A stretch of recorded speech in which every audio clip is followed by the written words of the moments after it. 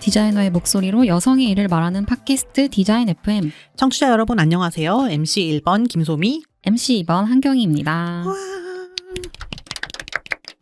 경희님 잘 지내셨나요? 아주 잘 지내고 있었습니다. 저는 못 지냈어요. 소민님 많이 바빠 보이시더라고요. 정말 미쳐버릴 것 같고 과거에 제가 얼마나 일을 많이 벌였는지 정말 매일매일 후회의 나날이에요. 아이고 저런.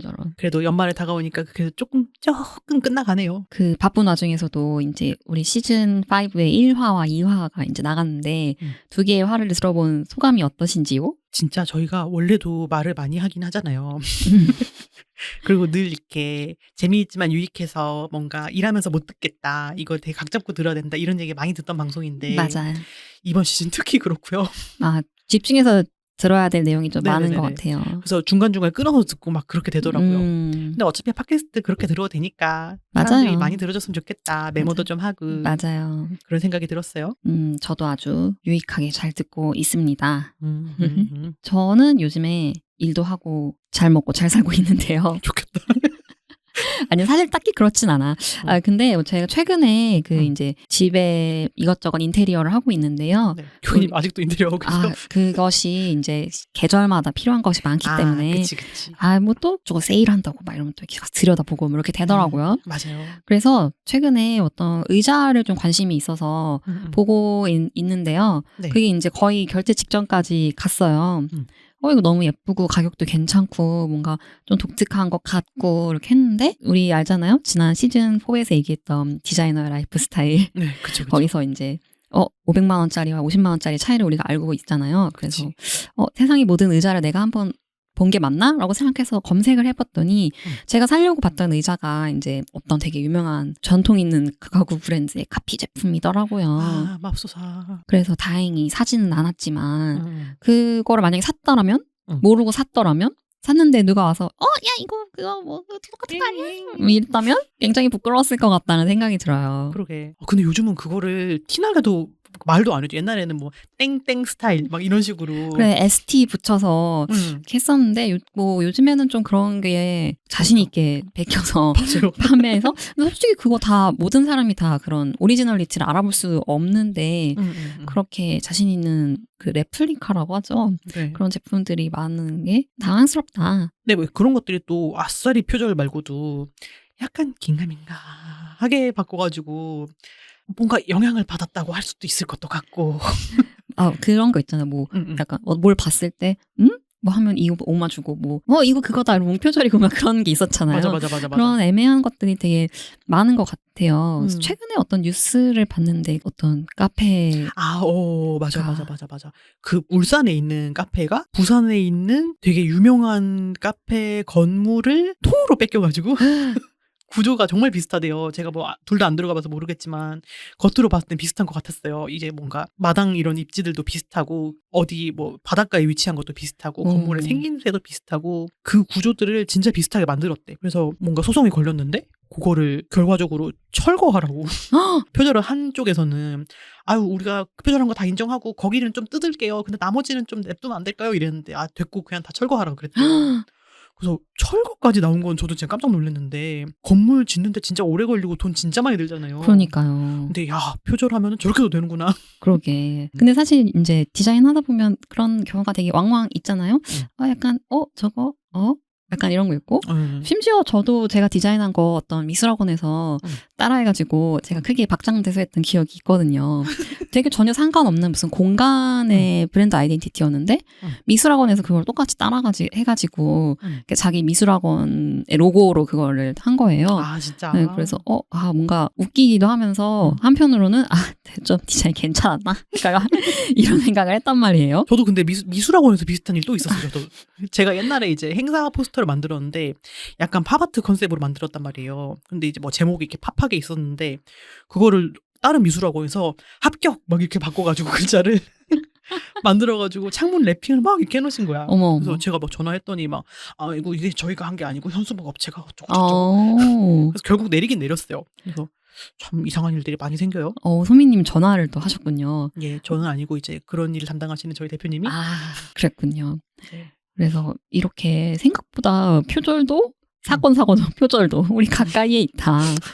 그래요. 우리가 이런 근황을 나눈 이유 다들 눈치채셨겠지만은 디자이너로서 좀 더 예민하게 받아들여지고는 하는 주제, 바로 이 각종 권리, 디자인권이나 뭐 저작권 그런 것들의 침해에 대한 얘기를 오늘 해보려고 합니다. 나의 권리를 지키기 위해서, 그리고 다른 사람의 권리도 이제 침해하지 않기 위해서 이제 우리가 생산자, 창작가, 디자이너로서 가장 잘 알아야 하는 주제라는 생각도 들어요. 근데 이것도 지난번이랑 마찬가지로 뭔가 사태가 터진 후에야 경험하면서 다음부터 이러지 말아야지 이런 식으로 배우는 게 많았고, 맞아.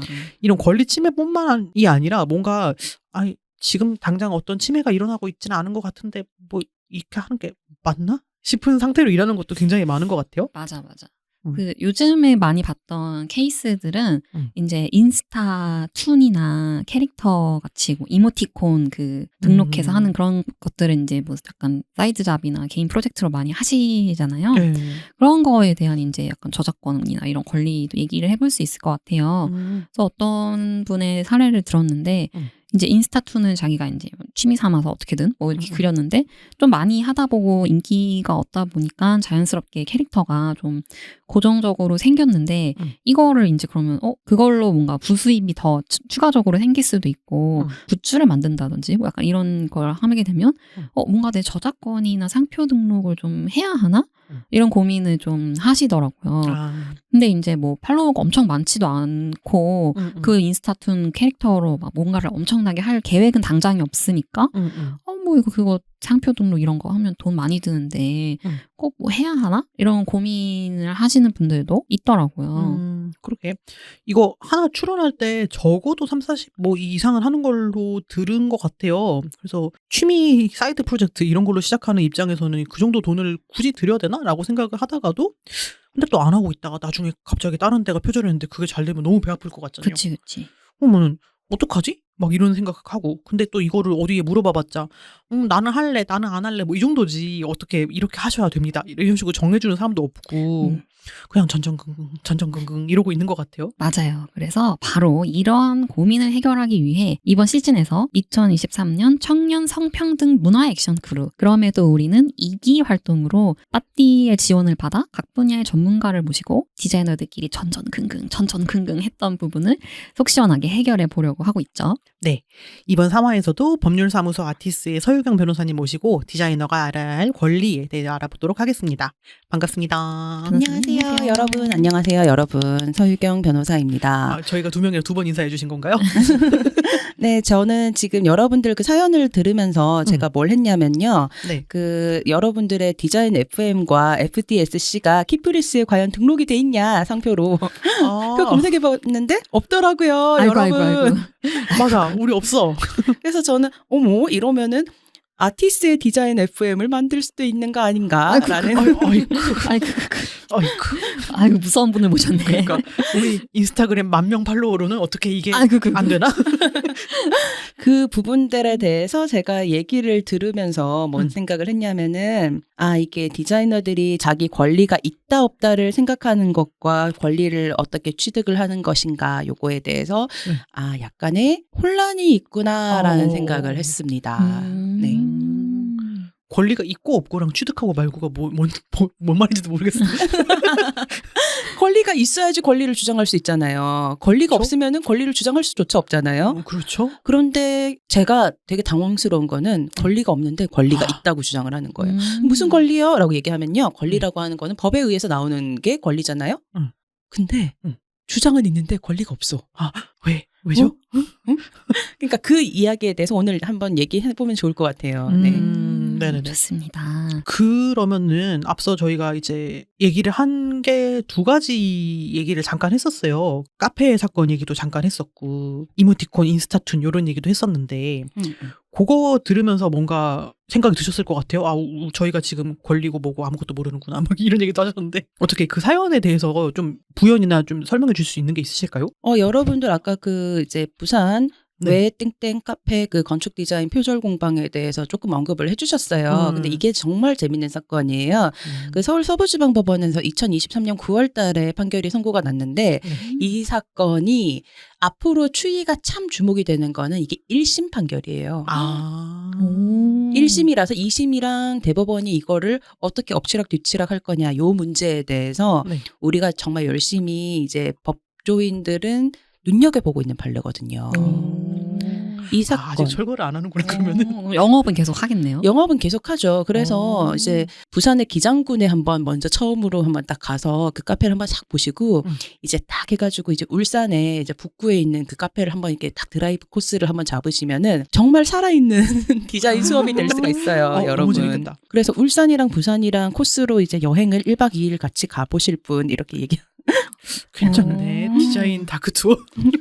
예, 이게 참 재밌는 게 이 사건이랑 굉장히 쌍둥이 사건 같은 게 있어요. 그게 뭐냐면은 강릉의 테라로사 카페 그 건축 디자인 사건인데요. 네. 강릉에 있었던 이 사건은 형사 사건으로 진행이 돼서 철거까지는 이제 언급이 안 됐던 사건이고요. 그 다음에 이 웨이본 사건 같은 경우는 우리가 민사로 진행됐던 사건이에요. 그래서 이제 철거를 하라라고 하는 이런 일종의 비재산적인 권리까지 이제 법적으로 다퉈졌던 사건인데 강릉 테라로사 카페 같은 경우는 강릉에 있는 사천면에 있는 카페 테라로사라고 하는 디자인 있잖아요. 네. 요거를 경남 사천시야. 네. 사천면과 사천시야.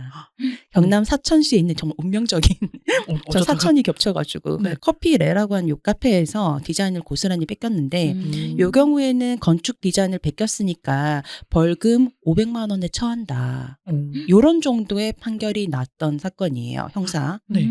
근데 이 사건 그 부산 웨이본 카페 사건 같은 경우는 건축 디자인을 다 베꼈잖아요. 네네. 그럼 통상적으로는 이게 건축이 아닌 영역에서는 손해배상 청구도 하고 그 다음에 내 거 저작물 뺏겼던 거 저거 다 폐기 처분을 해주세요. 아니면은 뭐 이제 못 팔게 해주세요. 그 다음에 시장에 있는 걸 다 회수하게 해주세요. 이렇게 청구를 들어간단 말이에요. 네. 근데 건축이야. 그러게. 건축이야. 그래서 회수를 해주세요가 안 되잖아. 회수를 어떻게 해. 이제 그 부분이 있는데 그래서 이게 청구 취지라고 하는 걸 보면은 원고가 지정한 범위 내에서 이제 판결을 하거든요. 네. 법원 판결의 주문 내용을 보면은 일단은 피고는 원고한테 5천만 원 손해배상 해줘라. 5천만 원 그 다음에 플러스 이자까지 해서 이제 해줘라. 그런데 주문의 2번이 되게 놀라운 거야. 일단 위 건물을 철거하라. 진짜 무섭다. 근데 이게 철거하라라고 하는 게 이게 아마 법정에서 공방이 굉장히 치열하게 다퉈졌을 게 네. 이론적으로는 맞아요. 이론적으로는 그럴 수가 있어. 그런데 우리가 건물이라고 하는 게 지금 철거가 돼버리면은 사회 경제적으로 이게 굉장히 큰 손실이 발생할 수가 있단 말이에요. 더 다른 분쟁이 막 생길 수도 있어. 그리고 이제 이 부분에 있어서는 이제 2심 법원 같은 경우는 아마 예상하건대 이게 너무 피고한데 가혹한 결과가 되지 않겠나. 네. 그 생각을 좀 하실 수가 있고요. 아니 손해배상 5천만 원 해주는데 철거까지 되면 이건 뭐 어쩌라는 거야. 이런 얘기가 될 수가 있는 거예요. 그래서 이제 너무 가혹한 판단이나 사회 경제적으로 너무 큰 손실이 일어나지 않을까. 그리고 이제 이 부분에 대해서는 철거 대신에 합의 가능성이 있지 않느냐. 이 부분에 대해서 좀 검토가 될 수도 있고 그냥 원고 측에서도 어머 철거가 인용이 됐네. 화들짝 이럴 수도 있어요. 네. 그래서 이 부분은 우리가 이론적으로 철거를 시키는 게 맞느냐 아니면은 여러 가지 재반사적인 사정을 관찰했을 때 이게 너무 가혹하니까 철거까지는 좀 그렇지 않느냐 이 부분에 대해서 2심 법원에서 좀 생각할 거고 아마 대법원까지 가지 않을까 생각합니다. 그런데 철거가 된다라고 인정을 해버리면은 법적으로 이거는 진짜 엄격하게 본 거구나. 그 부분 때문에 저희가 이제 눈여겨보고 있는 거죠. 아니 건축도 철거를 시켰는데 다른 거는 더 확실하게 네. 폐기 처분을 하라고 하겠지. 네. 그러게 그 큰 걸 철거하라고 하는데. 그쵸? 그렇군요. 네. 아주 시작부터 이제 많은 이야기들이 막 쏟아져 나왔어요. 그래서 오늘은 이제 긴 사연보다는 조금 작은 사연들 3가지를 다루면서 이제 간단하게 얘기를 해보려고 하는데요. 그러면 이제 첫 번째 사연은 소민님이 한번 소개를 해주실까요? 네네. 첫 번째 사연 닉네임 일프리님의 사연입니다.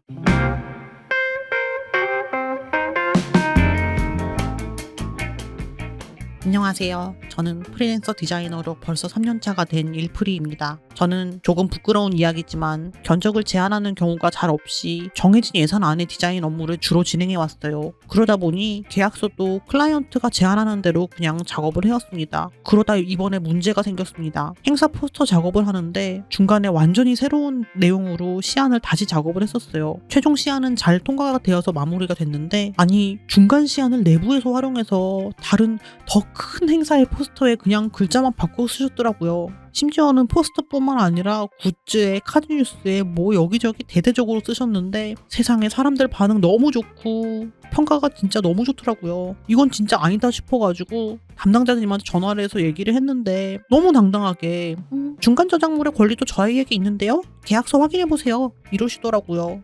근데 계약서를 확인해보니 정말 그런 내용이 적혀있더라고요. 물론 제대로 확인하지 않은 제 잘못도 있긴 하지만 정말로 중간 저작물의 모든 권리가 클라이언트한테 있는 게 맞을까요? 이거 악법 아닌가요?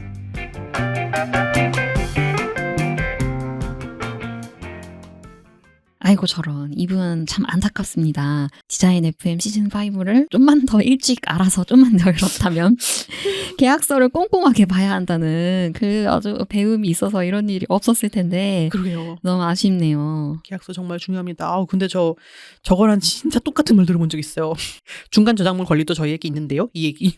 어디서 그런 말을 심한 말을 그렇게 그러니까 배우나 봐. 그러니까 저희는 뭐 약간 거기서 이제 저희 시안이 마음에 안 들어서 이 일을 중간에 그냥 엎어버리고 싶다. 근데 지금 엎어도 중간 건 저희가 쓸 수 있는 거 아시죠? 이런 식으로 얘기하시는 거예요.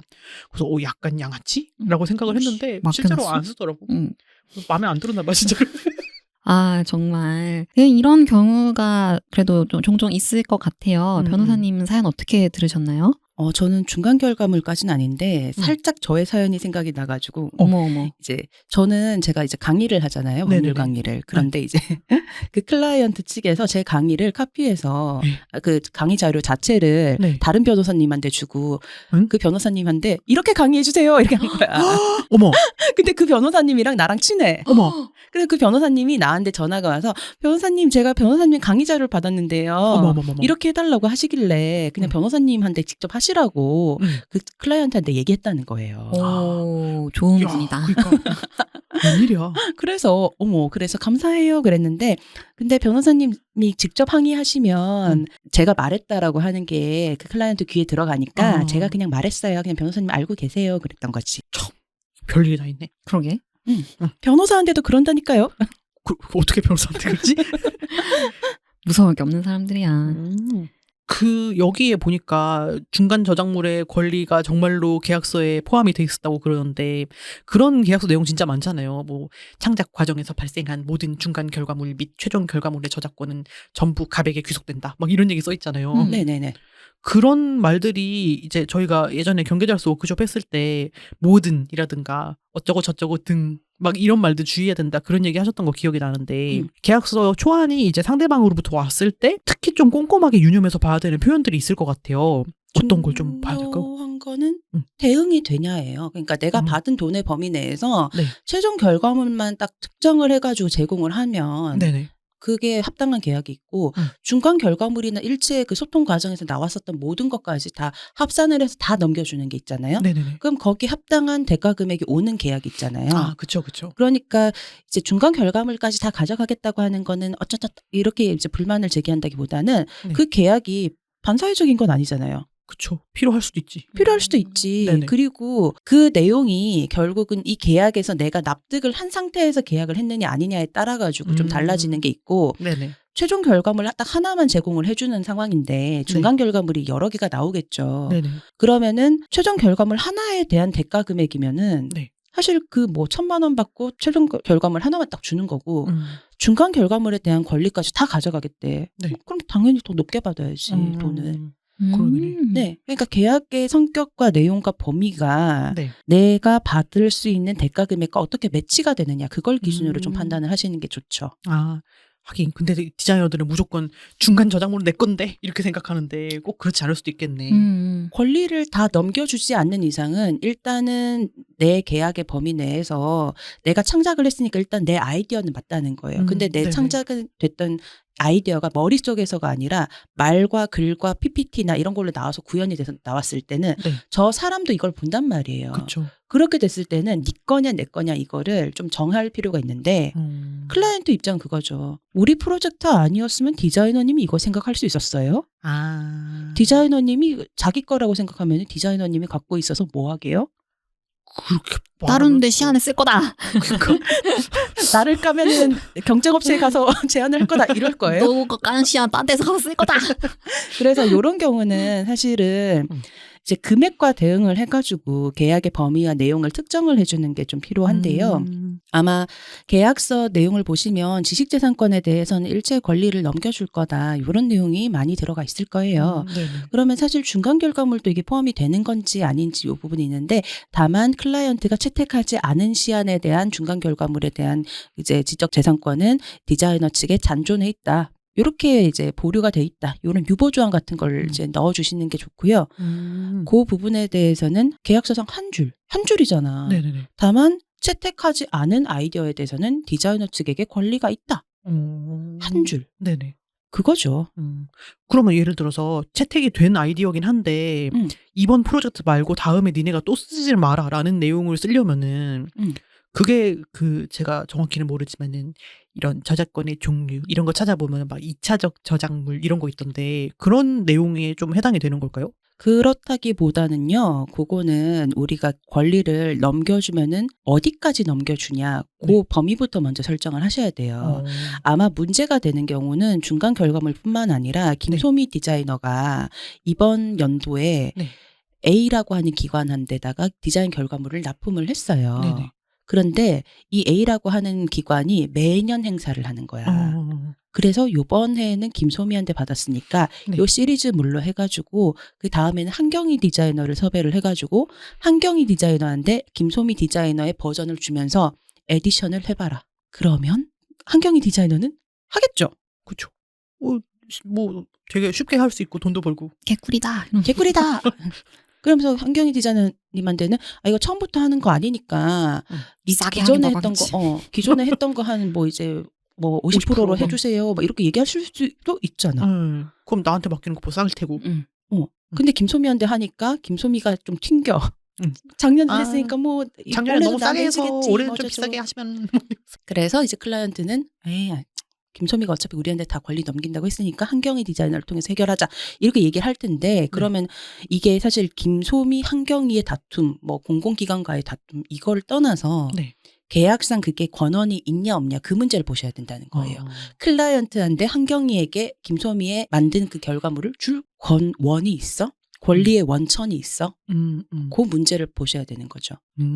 그럼 그거는 무슨 권리라고 명명이 돼야 되나요? 그게 애당초 김소미와 그 기관의 네네. 계약서에 명시가 되어 있겠죠. 그 김소미 스튜디오에게 뭐 이 지식재산권이 있어야 되는 건가요? 아니면 뭐 그건 아니고요. 일단 김소미 디자이너가 뭐 이제 뭐 프로젝트의 CI 그런 네네. 걸 해서 이제 뭐 사이니지부터 시작해서 이렇게 뭐 팸플릿 같은 거나 이제 안내 도록 같은 거 다 제공을 만들어서 저희 이제 뭐 기관에게 제공을 해줘요. 네네. 그러면 그때 계약서에서 김소미 스튜디오에서 했던 것은 이제 권리에 대해서는 최종 결과물은 대금 납입과 동시에 지식재산권이 일체 뭐 양도가 된다라고 하는 조항이 있을 거예요. 그러면은 여기 우리 디자인 납품받았던 기관에서 권리가 가지게 되는 거죠. 네. 김소미에게 있던 것이 우리 기관으로 넘어오는 거잖아요. 그러면 넘어오면은 그때부터는 요걸 활용할 수 있는 권리가 이제 기관에게 발생하는데 다만 유일하게 김소미에게 남아있는 권리는 있어요. 그게 뭐냐. 인격권. 만약에 이게 저작물이라고 판단될 수 있으면은 네. 저작물이라고 판단 안 되는 경우도 있어요. 안 되는 경우도 있어요. 예. 디자인 영역은 유독 이게 좀 좁게 해석이 되는 경우가 음. 있어요. 뭐냐? 김소미에게 성명 표시권이 있고 네. 공표권이 있고 동일성 유지권 요 정도의 저작물에 대한 권리밖에 없는데 네. 제공했잖아요. 공표는 됐네. 공표권 침해 여진 없죠. 성명 표시권 이거는 김소미 디자이너가 했음라고 네네. 하는 게 뭐 성명 표시가 뭐 하면 할 되니까. 이유가 없고 동일성 유지권이 남아 있는 거야. 이 김소미 디자이너의 그 수정 권한 없이 네. 그 수정에 대한 허용 없이 한경이가 함부로 수정할 수 있냐는 거예요. 아. 근데 이게 2차적 저작물 작성권 같은 경우도 네. 일단 일체 양도를 하겠다라고 하면 아마 포함이 돼 있을 가능성이 높아요. 음. 물론 원칙적으로는 2차적 저작물 작성권에 대해서는 네. 별도로 계약을 해줘야 되는데 네네. 그냥 일체로 그냥 다 받아오겠대. 그리고 그 당시에 용역 계약이라고 한 특수성상 네. 다 받아오는 게 업계 관행에 맞춰서 맞는 거야. 네. 그럼 일체라는 말에 2차적 저작물 작성권이 포함이 안 될 이유는 없을 수도 있잖아요. 그렇죠. 원칙은 별도 계약이 원칙이에요. 근데 어쨌든 그렇게 계약을 했다면은 김소미에게 남아있는 것은 온갖 창과 무기가 다 있는데 네. 딱 은장도 하나 어머. 동일성 유지권이라고 하는 이렇게. 거 그거 하나밖에 없는 거예요. 그러면은 윤리적으로 문제 제기를 할 수 있는 여진이 있어도 네. 권리가 없는 사람에게 네. 그리고 동일성 유지권이라고 하는 것도 항상 동일하게 유지가 돼야 되느냐 그게 엄격하게만 이해가 돼야 되느냐 그건 또 아니란 얘기예요. 어렵구나. 예, 그래서 동일성 유지권은요, 뭐, 저작물의 성질이나 그 밖에 뭐 이용의 목적이나 형태에 비추어서 부득이하다고 인정되는 범위 안에서는 동일성 유지권을 변경할 수 있고, 그리고 한경이라고 하는 디자이너가 김소미라고 하는 디자이너의 원천에 맞춰가지고 또 새로운 수정이나 증감이나 변경을 하실 수도 있어. 그러면 이건 또 새로운 저작물이 되는 거예요. 근데 이미 그것은 2차적 저작물이랑 관련된 얘기인데, 네네. 2차적 저작물 작성권은 이 기관한테 있는 거야. 줘버렸으니까. 그러면 동일성 유지권에서 상관이 없는. 상관이 크게 없을 수도 있잖아요. 음. 그럼 무슨 권리가 있는 거죠? 권리가 없는 상태에서 싸운다? 문제 제기를 한다? 그거는 사실은 좀 힘들다는 거예요. 그래서 이 권한이 있는 사람만이 권리를 주장할 수가 있습니다. 라고 얘기하는 거죠. 어렵네. 어렵죠? 어렵다. 뭐 아무거나 사인하면 안 될 것 같은데요. 그러게요. 사인하실 수도 있고요. 그리고 다른 디자이너님들도 그 문제가 있는 거예요. 클라이언트가 줬으면 그냥 클라이언트 거니까 전 굳이 지식재산권 뭐 주장하는 게 뭐 이렇게 서로 까다롭고 뭐 충돌이 생기는 거니까 아유 난 그렇게 머리 아프게 하기 싫어요. 이러는 분도 계시긴 하잖아요. 네, 그럴 것 같아요. 그러게 우리 업계가 다 같이 좀 이 의식을 키워야 될 부분인 것 같네요. 네, 오늘 뭐 디자이너만 이거를 막 안다고 해서 될 것도 아닌 것 같기도 해요. 왜냐면 이렇게 이래야 될 것 같아요라고 얘기하면은 클라이언트도 근데 그렇게는 못 바꿀 것 같아요. 저희 내부 규정이 있어서 이렇게 말씀을 하시니까. 그래서 이 문제는요. 어떻게 일을 할 것인가 그 문제에 있어서 사전에 내가 이 일에 대해서 내 온갖 영혼과 내 마음과 내 진정성을 모두 바치겠다 이런 굉장히 그런 생각으로만 다가가는 게 아니라 이 일에서 내가 취득할 수 있는 권리는 어디까지 범위이고 내가 어느 정도 범위의 권리까지 상대방한테 넘겨주는 거니까 선을 좀 그어야겠다라고 생각을 하시는 게 마음이 편하죠. 그러게. 이 사람들 내년에 썼다가는 정말 영혼에 너무 상처를 입는 그런 디자인을 하지 말고. 그럴 수도 있고 만약에 내년에 이 버전의 디자인을 쓸 거면은 나하고 우선 협상을 하자라고 얘기하실 수도 있는데 네네. 이제 민간업체는 그게 좀 우선 협상이 가능할 수 있지만 공공기관은 아니 저희는 입찰을 해야 됩니다라고 얘기하실 수가 있잖아요. 네. 그러면은 내년에 입찰을 해서 새로운 업체가 들어오는데 이 버전을 하게 되면은 사실 우리 디자인 업체 포트폴리오가 다른 업체가 그 비슷한 거 만들면은 포트폴리오가 넘어가는 거잖아요. 그렇죠. 그러면은 이게 포트폴리오가 넘어가는 문제가 있기 때문에 그거는 개별 협상을 해주시거나 아니면은 거기에 대해서 우리가 좀 별도 얘기를 해봐야 될 것 같다. 이 이야기를 디자인 한 업체만 얘기하는 게 아니라 디자인 산업계에서 좀 얘기를 해주시면은 조금 더 협상력 있는 얘기가 되지 않을까요? 라고 얘기하는 거죠. 그래서 포트폴리오가 서로 섞이는 상황이 발생한다니까요. 참 어렵고 네 복잡한 문제이지만 어쨌든 권리를 넘겨줄 때 계약서를 일단 잘 확인하시고 비용이 맞으면 뭐 하고 아니면 아니고 약간 이렇게 확인을 해보고 진행을 하면 좋을 것 같습니다. 네. 그러면은 두 번째 사연으로 이제 슬슬 넘어가 볼까요? 네, 두 번째 사연은 닉네임 산타님의 사연입니다.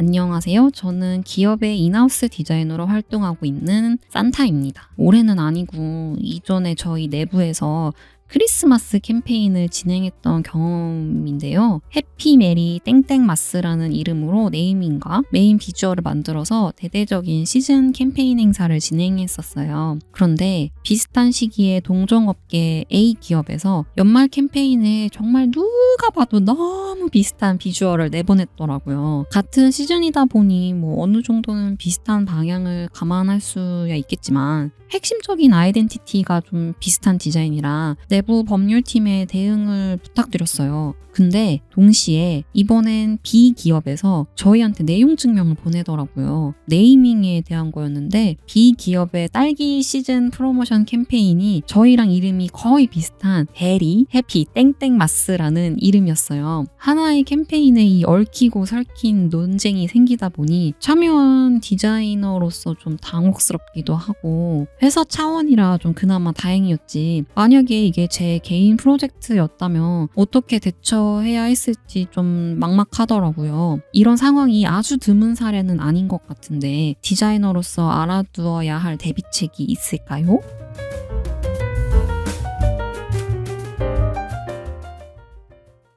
이거를 듣다 보니까 저는 약간 비주얼은 제가 안 봐서 모르겠는데 크리스마스가 어차피 머시기 마스라고 쓰는 거는 다들 하는 거고 메리 크리스마스 뭐 일반 명사인 것 같고 베리 딸기가 베리잖아요. 메리랑 뭐 그냥 발음이 비슷한 거고 해피 메리 땡땡마스랑 베리 해피 땡땡마스 이거를 비슷할 수밖에 없지 않나? 이걸로 내용 증명 보내면 조금 약간 이상한 것 같아요.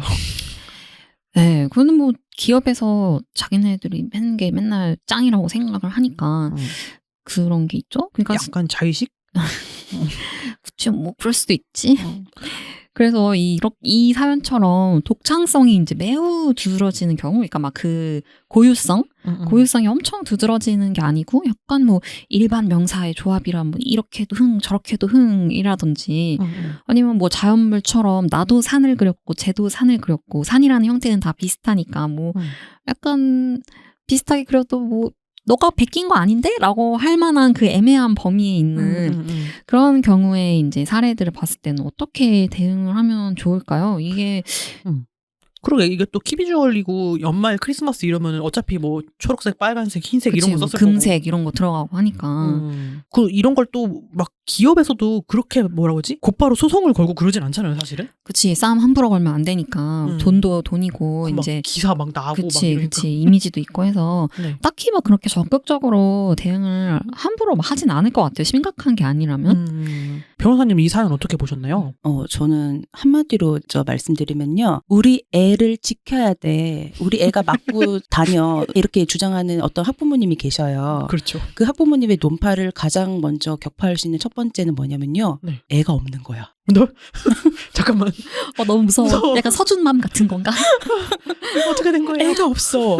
그러면 사실 그 사람의 첫 번째 대전제가 무너지는 거거든요. 마찬가지예요. 이게 권리를 주장을 하는 사람이 무슨 뜻이냐면요. 네. 나한테 이런 권리가 있어요 라고 얘기를 하는 사람, 그래서 당신이 내 권리를 침해한 거예요 라고 한 사람에게는 첫 번째로 해야 될 말이 내가 침해했나 봐요 이게 아니라 네. 권리가 있냐 없냐부터 확인을 하셔야 돼요. 권리가 있냐 없냐. 어떻게 확인할까요?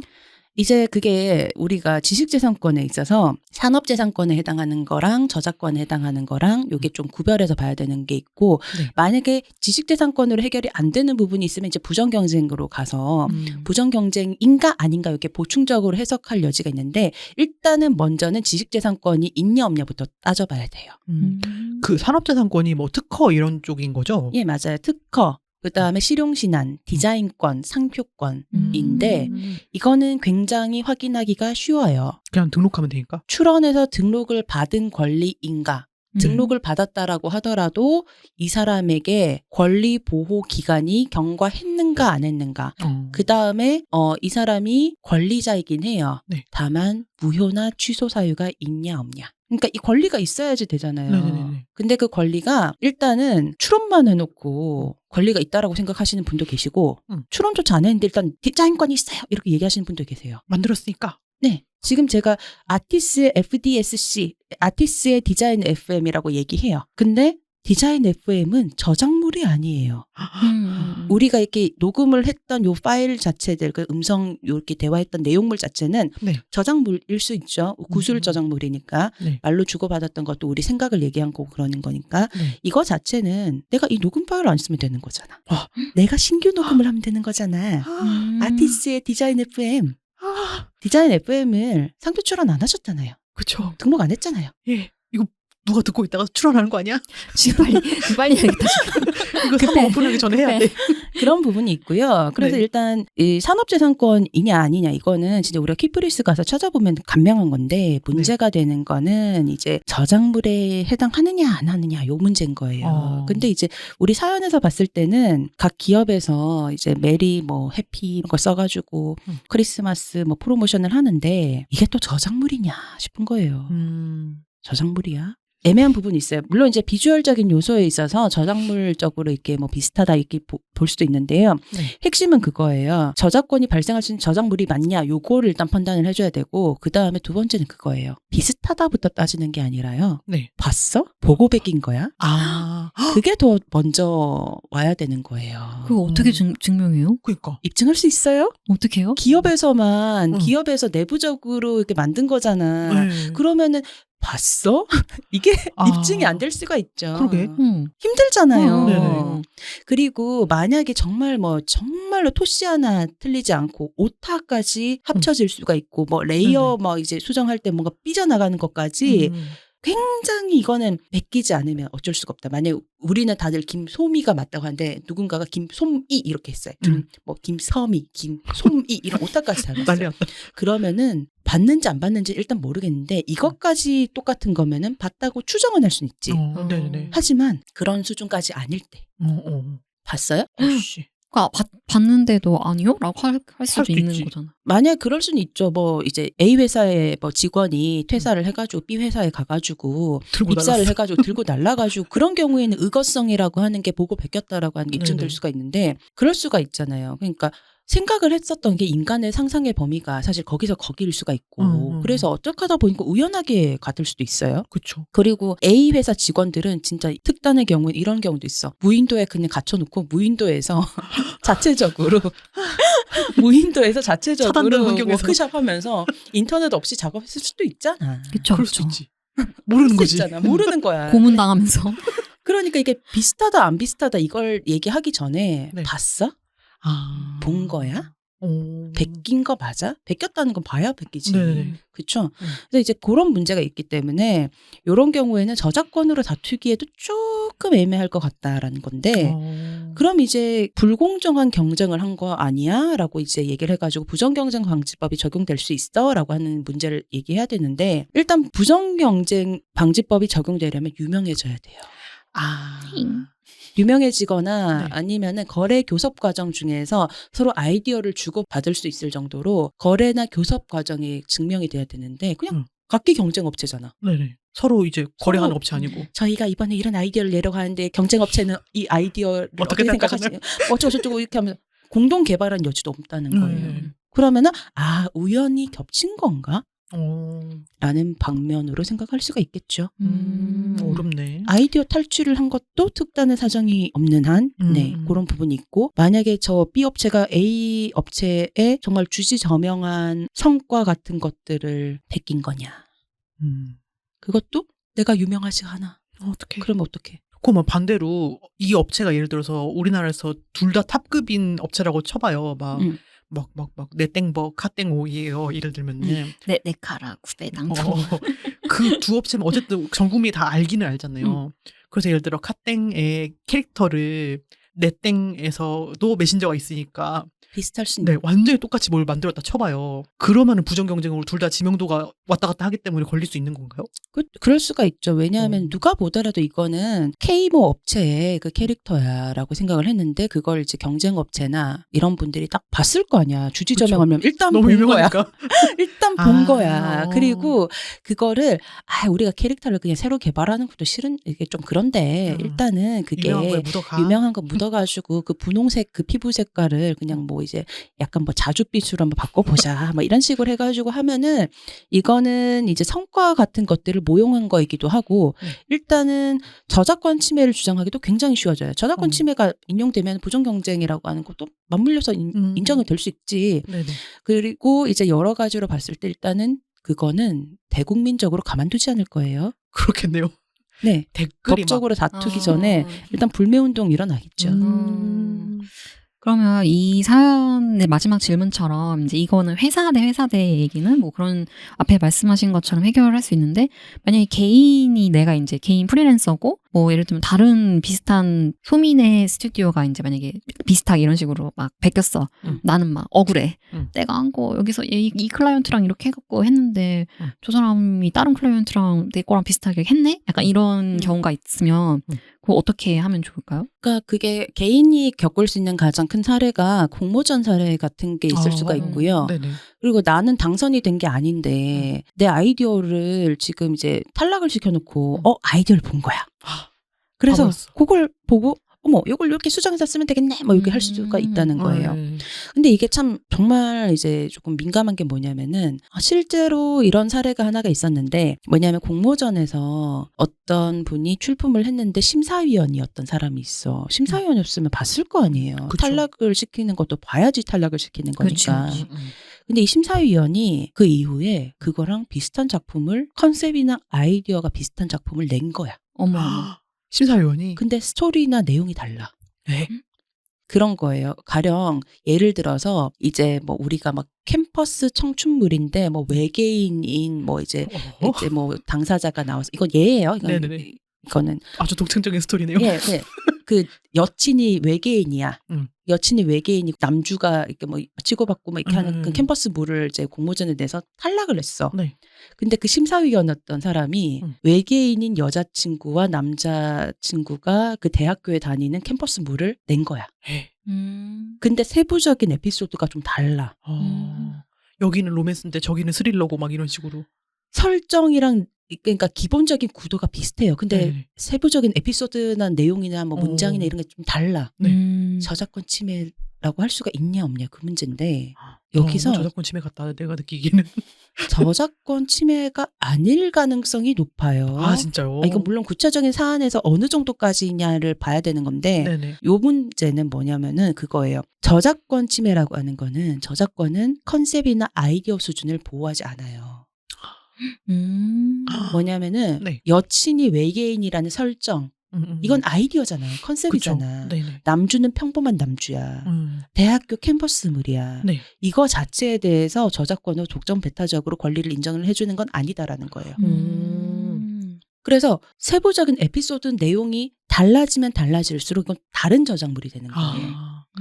그래서 이제 표절 시비 이런 거 걸릴 때 이제 몇 마디 이상 막 몇 줄 막 이런 걸 보는구나. 표현이 어떻게 됐느냐에 따라서 달라진다는 거예요. 네. 근데 다만 이런 경우는 있어요. 이게 공모전에서 만약에 심사위원이 그걸 봤다. 네. 아마 이게 아이디어 탈취를 한 행위로 부정경쟁으로 다툴 수는 있는데 다만 부정경쟁이랑 저작권이랑은 굉장히 궁극적인 차이점이 있어요. 행위 규제를 하는 거랑 네. 권리를 창설하는 법이랑 성격이 달라요. 그러니까 권리를 창설하는 법률에 따라서 저작권 법이 바로 권리를 창설을 해주는 거, 권리를 부여해주는 거, 법으로 이 권리가 있어요! 라고 인정을 해주는 게 저작권법인데 저작권법으로 좀 다투기 어렵다. 그러면은 부정경쟁으로 넘어와서 다퉈야 되는데 부정경쟁이라고 하는 것은 그런 행동을 하지 마세요! 라고 하는 거예요. 그런 행동을 하지 마세요. 그럼 그 행동을 하지 마세요! 라고 한다는 것은 어떻게 다툴 수가 있냐면은 소송하실 수밖에 없는 거예요. 소송을. 저런. 소송을 할 수밖에 없는 상황인 거고 또한 아이디어 탈취 수준으로까지 인정이 될 수가 있냐 없냐 그 문제를 가지고 이제 다퉈야 되는 문제가 생기는 건데 네. 그게 참 어려운 문제가 있어요. 이게 뭐냐면은 단지 그 사람이 심사위원이었고 비슷한 걸 냈다라고 하는 것뿐만 아니라 이게 정말 부정하게 사용한 거야. 그리고 창작 업계에서 외계인 여친과 평범한 남주라고 하는 이게 정말로 한 명만 생각할 수 있는 거냐 이런. 여러 가지를 다 고려해야 되는 거예요. 동종 업계에서 그걸 생각할 수 있었대. 그러면 부정 경쟁이 아니게 될 가능성도 있다는 거예요. 그래서 일반인들이 생각하는 그 표절의 내용과 네. 법적으로 다퉜을 때 표절은 사실 많이 개념이 다르다. 근데 다를 수밖에 없는 게 우리 사회에서 목소리를 높이는 사람들은 표절 당했다라고 당한 네네. 건지 안 당한 건지 일단 몰라요. 표절 당했다고 주장을 하는 사람들이 목소리를 높이지 내가 베꼈어요. 이런 사람들이 바로 접니다. 예, 그 사람들이 목소리를 높이진 않아요. 그렇죠. 그러니까 네. 그러게 이게 윤리적으로는 이마 네가 뺏긴 거 맞잖아 이럴 수 있어도 법으로 그게 애매할 때가 있겠네요. 그러게 저 어렵다. 근데 만인이 만인에게 표절을 주장을 할 수는 있어요. 그런데 그걸 표절로 인정을 해서 법적 책임을 지게 하느냐 마느냐 이거는 참 다른 문제고요. 권리를 강하게 보호하면 보호할수록 나도 잠재적으로 침해자라고 지목이 될 수가 있는 가능성이 높아져요. 그렇네. 내 권리를 강하고 넓고 세게 보호하면 보호할수록 이게 약간 영토 따먹기 게임처럼 김소미의 권리가 강해지면 강해질수록 한경이가 김소미의 권리를 침해할 가능성이 높아진다는 거예요. 그래서 그러겠네요. 이거는 신중하게 봐야 돼요. 왜냐하면 김소미만을 보호할 순 없잖아. 네네. 한경이도 억울할 수가 있단 말이에요. 죄송해요, 경희님. 지난 화부터 많이 억울하고 막 베끼고 막 하고 있네요. 막 털리고 막. 죄송해요. 그렇군요. 이게 참 어렵네. 내용 증명 같은 거는 보내볼 수 있지 않을까요? 아닌가? 내용 증명 보내는 건 자유예요. 그쵸. 뭐 약간의 그런 문서가 주는 위압감. 무서움 이런 걸로. 그것도 있는데 내용 증명을 보내는 가장 궁극적인 의도는 그거예요. 뭐냐면 네. 우리가 공식적으로 내용 증명을 보냈잖아. 네네. 베끼는 행위를 하면은 이제부터는 고의 과실 책임으로 아, 고의성을 보겠다. 입증을 하겠다는 거예요. 내가 알고 있다. 약간 이런. 지금까지는 당신이 내 걸 봤다라고 하는 걸 베꼈어라고 하는 거를 입증을 하기 할 수 없죠. 어렵잖아요. 뭐 CCTV 달아놓는 것도 아니고 하지만 내가 내용 증명을 보냈잖아. 적어도 지금부터는 너는 알고 지금 이러는 거야. 입증하기가 쉬워지죠. 그 내용 증명은 윽박 지르고 뭐 이제 분위기 조성하고 이런 걸 떠나서 법적으로 이기기 위해서 보내는 거예요. 고의성 입증 여기서 네. 무너지는 경우가 많거든요. 특히 이제 의거성. 보고 베꼈다라고 하는 거에 대한 의거성에 있어서 네. 이제 고의성 이런 거 그 부분이죠. 그래서 아까 사연에서도 그냥 일단 내용 증명 보내신 거구나. 근데 이제 내용 증명도 잘못 보내면요. 첫 단추를 잘못 끼면 안 되기 때문에 내용 증명 보낼 때는 본인이 직접 쓰시는 것보다는 전문가의 도움을 받으셔야 돼요. 저 법원 앞에 가면 많잖아요. 그거. 많던데. 공증, 내용 증명. 그러니까 이런 맞아. 경우가 있어요. 법원에 가서 이제 다투려고 하는데 저 내용 증명 보냈거든요. 그러는데 엉뚱한 내용으로 내용 증명 보낸 거야. 특정을 안 한 거야. 그래서 만약에 이제 뭐 당신은 내 디자인권을 뭐 어쩌고저쩌고 내 디자인에 대한 권리를 어쩌고저쩌고 얘기했는데 디자인권이 없어. 아이고. 디자인권과 상표권을 착각을 하는 경우도 있고 그리고 여러 가지 측면에서 봤을 때 내용 증명에서 경고를 한 내용이 있을 거고 경고되지 않은 내용이 있을 거 아니에요. 네네. 근데 법원에서는 내용 증명으로 경고되지 않은 내용으로 다퉈요. 그러면은 오잉? 이렇게 되는 거죠. 소용이 없는 거구나. 네. 네. 무작정 날리지 마시고 상의하고 전문가와 날려보시면 좋을 것 같아요. 그 앞서서 저희가 처음에 얘기했던 것처럼 그 인스타툰 캐릭터 얘기를 잠깐 했었잖아요. 그때도 이제 캐릭터 그것도 어쨌든 이제 만인에게 보여지고 있는 캐릭터이기 때문에 누군가가 내 것을 베낄 가능성이 좀 있잖아요. 그랬을 때 이제 그것을 그럼 상표권이나 디자인권 등록 같은 거를 좀 해놓는 게 더 좋긴 하겠네요. 그래야지 이제 아까 말했던 것처럼 우리 애가 맞았어요라는 얘기를 할 수 있는 애가 생기는 거니까. 내 가상의 애가 일단 난 애가 있다고 생각하거든요. 출생 신고를 해야 되는 거지. 그러니까 우리 애 그러니까, 출생 그러니까. 신고를. 당신 애가 아닌데요. 이럴 수도 있는 거고. 애가 없어. 근데 애가 생길 거거든요.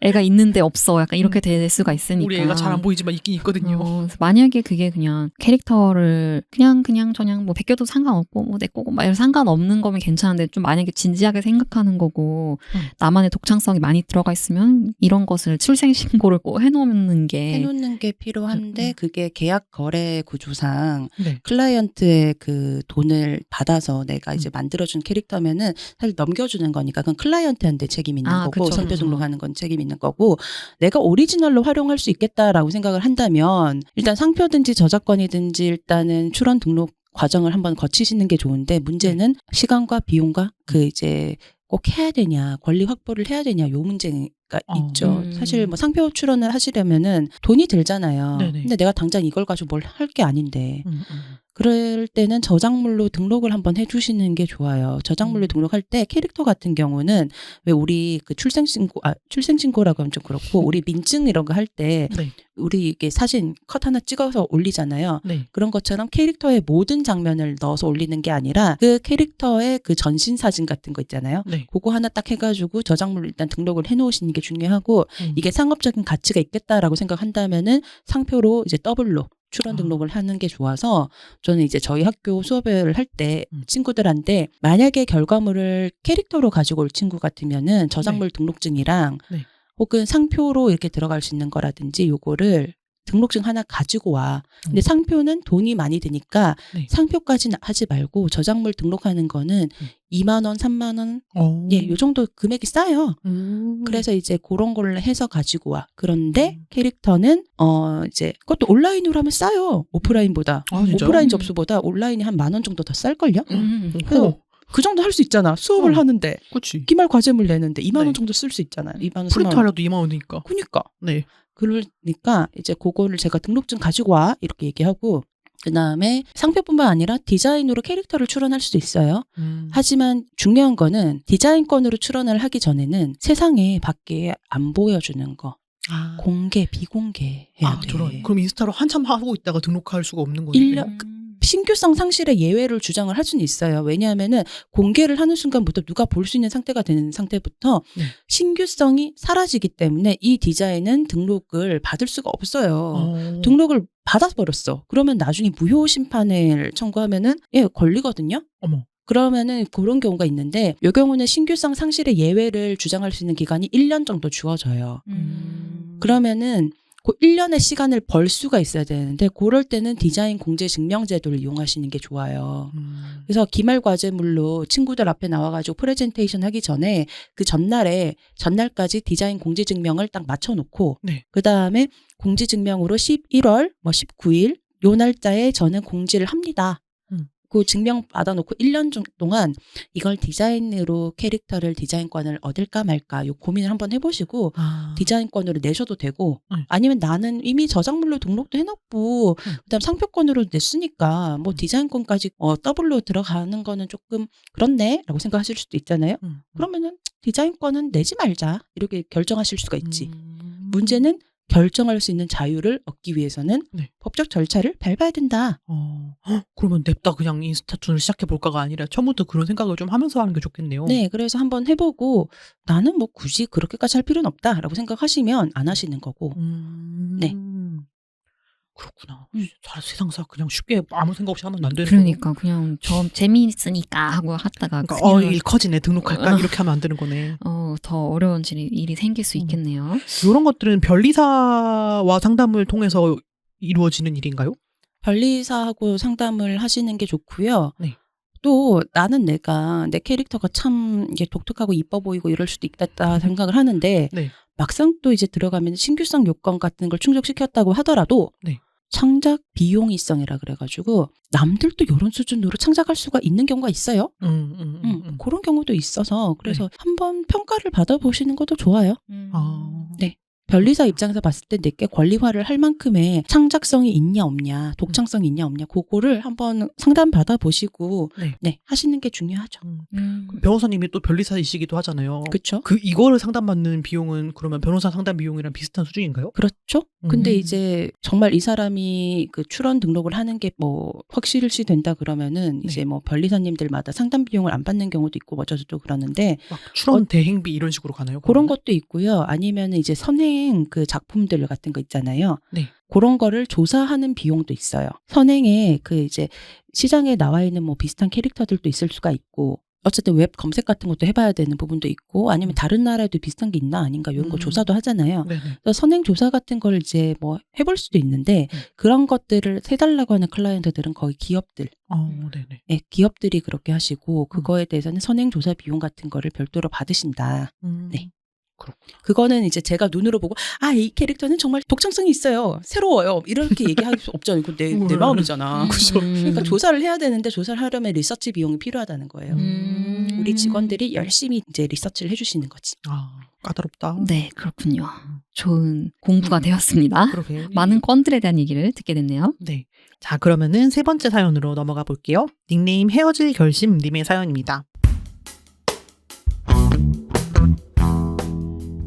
안녕하세요. 저는 최근 3년간 다닌 UX 에이전시를 퇴사하게 되었는데요. 첫 퇴사이다 보니 나름 동료들과도 상사와도 그리고 대표님과도 훈훈하게 서로를 응원하며 좋은 마무리를 하고 나왔습니다. 그 후론 바쁜 일상에서 해방되어 몇 달간 쉬면서 밀린 포트폴리오 정리도 하고 제 포트폴리오 웹사이트에 업로드도 하면서 다음 스텝을 준비하고 있었어요. 그런데 얼마 전 갑자기 전 회사 대표님이 전화를 하셨어요. 제 포폴 사이트를 보고 전화를 하신 건데 미공개 프로젝트와 완료된 프로젝트 B안을 올린 것에 대해서 불같이 화를 내며 모두 내리라고 협박을 하셨습니다. 제가 디자인과 출신이 아니라서 주변에 물어볼 만한 동종업계 지인도 없어서 일단 무서운 마음에 전부 비공개로 돌려두긴 했는데 정말 사용하면 안 되는 것인지 궁금해요. 아직 경력이 많지 않다 보니 다음 회사를 가기 위해 쓸 수 있는 작업물이 많지도 않고 저 나름대로는 양을 많아 보이게 정리하고 싶었는데 제가 전 회사의 권리를 침해한 걸까요? 온라인 사이트만 아니라면 그래도 좀 괜찮을까요? 다음 회사로 이직할 때 포트폴리오 어디까지 제출할 수 있는 걸까요?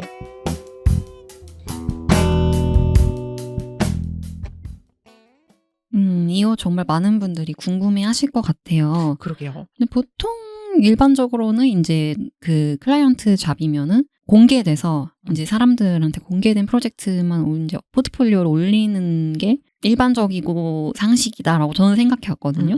사실 이제 제가 어디 회사에 소속돼서 근로자로서 뭔가 일을 한 건 저작권이 이제 내 거가 아니고 회사에 소속이 되는 거라 제가 막 맘대로 쓰면 안 되는 거라고 저는 알고 있는데 근데 그냥 포트폴리오 정도는 막 내가 막 그걸로 돈 벌고 막 이러는 게 아니니까 그냥 서로 그 왜 고급척이라고 하잖아요. 그냥 모르는 척. 그냥 야 그래야 뭐니 뭐 그걸로 뭐 큰 돈 버는 것도 아닌데 뭐 약간 그렇게 그냥 용인해 주는 거라고 이제 생각을 했어요. 근데 저도 이제 퇴사하고 나서 이제 전에 회사에서 하던 작업을 이제 포트폴리오로 쓰고 싶은데 이게 좀 괜찮나? 안 되나? 좀 애매하긴 하거든요.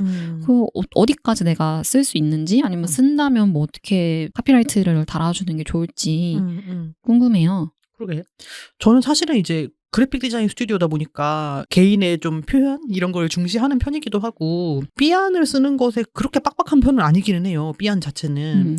그리고 프로젝트에 따라서는 그냥 팀원분들한테 야 그냥 완성된 것만 올리지 말고 B안도 좀 올리고 인스타에 홍보도 하고 그래 이런 얘기도 할 때도 있어요. 근데 그런 것도 뭐라고 하지? 콘텐츠의 비중 그러니까 클라이언트 제공받은 원고가 비중이 높은 거는 그렇게는 안 하고 포스터 같이 이제 순수 그래픽 비중이 높아서 저희가 만든 게 높다라고 판단될 때 그렇게 얘기를 드리고 대회비다 이러면 당연히 안 올리는 게 맞는 것 같고 근데 약간 궁금한 거는 퇴사할 때 이거는 올리지 말라 이런 얘기 하지 않나요 보통은? 저는 사실 UX 에이전시는 또 아니어서 이런 거 올리지 말아라 이런 얘기는 안 했었던 것 같고 비밀 유지 계약서 같은 걸 써요. 그래서 심지어는 막 동종업계로 1년 이내에 이직하지 않는다 막 이런 내용이 있거든요. 퇴사할 때. 그래서 본인이 생각했을 때 안전하게 하고 싶으면 이제 만천하에 공개된 것만 이제 올리는 게 좋기는 하겠죠. 근데 UX 에이전시가 진짜 약간 특수 상황인 것 같긴 해요. 여기는 대회비 진짜 많고 막 만드는데 정말 오래 걸린 작업들 있잖아요. 그치. 무슨 막 2, 3년 걸리고 막 그런 작업 많고 그동안 공개하면 안 되는 기밀 자료 정말 많고 보안서약 정말 많이 쓰고 아예 뭐 파견 근무 갈 때 무슨 노트북에 다 스티커 붙이고 핸드폰 압수하고 이러기도 하잖아요. 그리고 이제 뭔가 그래픽 디자인처럼 완성물 하나 이런 게 아니고 과정을 되게 보여줘야 되는 거라 의도하지 않았는데 업계 영업비밀 같은 게 나갈 이거 수도 또 있고 3년 차여가지고 이게 어디까지가 영업비밀이고 어디서부터는 그래픽이고 이게 잘 판단이 안 될 수도 있을 것 같아요. 그럼에도 불구하고 취업용으로 그냥 내가 취업하고 싶은 회사에 보내는 포트폴리오는 괜찮지 않아요? 그러니까 그거는 몰래 이렇게 하면 안 되나. 변호사님한테 빨리 물어봅시다. 그래요. 변호사님 이거 뭐 어떻게 보셨나요? 저는 이제 대표님들이 법률사무소를 찾아오셔서 네. 이거 어떻게 해야 되냐 이 직원. 그렇게 물어보시는 분도 계시고 네네. 그다음에 그런 대표님한테서 이제 내용 증명이나 경고장 받으신 디자이너님들이 어떡하죠? 이렇게 오시는 두 가지 경우를 다 경험합니다. 물론 이제 이해 충돌이 없는 선에서 이제 상담을 받는데 이거는 사실은 하시면 안 돼요. 네. 이렇게 하시면은 사실 안 돼요. 그러니까 내부 디자인은 이제 회사의 허락이 없는 이상 디자이너들이 포트폴리오로 이제 쓰시는 것은 좀 지양을 하셔야 되는 건데 문제는 그러면 디자이너들이 내가 이런 디자인을 했어요라고 하는 거를 그럼 나 포트폴리오 어떻게 써요? 라는 거예요. 그러니까. 디자이너들은 경력이 어느 회사에서 3년간 근무했음. 요거 경력 증명서 한 장, A4 용지 한 장으로 자기 경력을 다 증명하기 어렵잖아요. 그렇죠. 그 프로젝트 이름만 있다고 되는 것도 아니고. 맞아. 그러니까 프로젝트 땡땡땡 프로젝트에서 몇 년 했음. 그래픽 디자이너. 그다음에 뭐 6개월 이런 식으로 자기 경력이 좀 증명되기가 어렵다는 거예요. 그래서 지금 일단 현행 기준으로 봤을 때는 이렇게 하시면 디자이너가 사실 고소당하실 수가 있는 거고요. 하지만 우리 근로계약이라고 하는 것이 디자인 업계 같이 창작적인 커리어를 중시하는 이 업계에서 딱 잘 안 맞는 부분도 있단 말이에요. 그래서 그거를 어떻게 하면 포트폴리오에 관해서 특약적인 관점에서 이제 회사도 좋고 디자이너도 좋은 그 방안을 어떻게 생각을 해봐야 됩니까? 요거는 조금 이제 별도로 논의를 해봐야 되는 거죠. 이 포인트에 대해서 저도 디자이너님들하고 얘기를 많이 나누고 싶어요. 그럼 사실은 변호사님 말씀대로라면 원칙적으로는 회사에서 일했던 작업물을 내가 퇴사하고 나서 나 사실 이 회사에서 이런 작업했었다라고 공표를 하면 안 된다는 거네요? 지금 일단 그게 또 어떤 거냐에 따라 다른데요. 물론 정말 회사가 괜찮은 회사라서 도록 같은 거 있잖아요. 네네. 그럼 뭐 이제 대외적으로 공개할 수 있는 어떤 프로젝트가 있고 그다음 거기에 대해서 크레딧 표시라고 하죠. 네네. 그래픽 뭐 김소미 그다음에 영상 한경이 뭐 이런 식으로 달아줄 수가 있잖아요. 네네. 그런 크레딧 표시를 잘 해주는 회사가 있어요. 어디냐? 게임이나 영상 쪽. 거기는 이게 잘 해주는데 다른 곳 같은 경우는 이게 되게 애매한 경우가 많고 또 이제 프로젝트 자체에 대해서 디렉터 명칭만 딱 들어가는 경우가 있고 나머지 맞아요. 이제 스태프에 대해서는 표시를 안 해주는 문화가 있단 말이에요.